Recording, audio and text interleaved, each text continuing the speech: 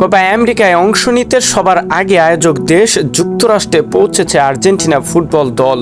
শুধু নেই দলের প্রাণভোমরা লিওনেল মেসি, কিন্তু তার ক্লাব ইন্টার মায়ামিতে অনুশীলন করবে আলবিসেলেস্তারা।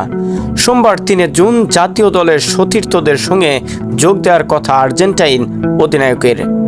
২৮ বছরের হতাশায় ২০২১ সালে মারাকানায় ব্রাজিলকে হারিয়ে কোপা আমেরিকার শিরোপা জেতে আর্জেন্টিনা।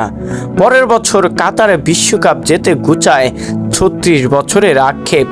২ শিরোপা জয়ে বড় ভূমিকা রাখেন মেসি।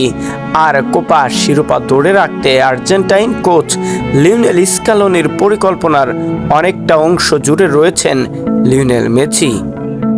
তবে নানান জল্পনার পর কোপা আমেরিকায় যোগ দিলেও এরপরই নাকি আর্জেন্টাইন সুপারস্টার জাতীয় দল থেকে সরে যাচ্ছেন, আর এতেই ভাঁজ পড়েছে ফুটবল প্রেমীদের মাঝে। এ প্রসঙ্গে স্কালোনি বলেন, আমরা তাকে মেসিকে ভালো দেখতে পাচ্ছি।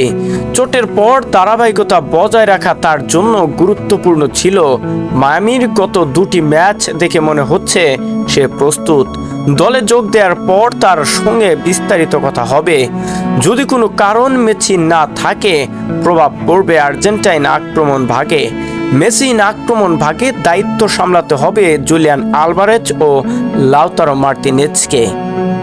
সাম্প্রতিক সময়ে আর্জেন্টিনার বেশ কয়েকজন ফুটবলার ইনজুরিতে ছিলেন।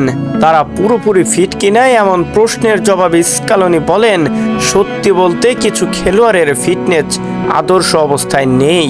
বেশ কিছু পজিশনে কিছু খেলোয়াড়দের শারীরিক অবস্থা নিয়ে আমাদের সন্দেহ রয়েছে।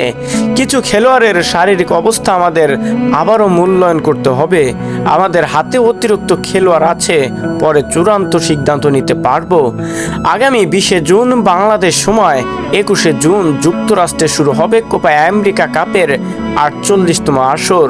শিরোপা ধরে রাখার মিশনে একটু আগেভাগেই আয়োজক দেশে পা রেখেছে আলবিসেলেস্তারা।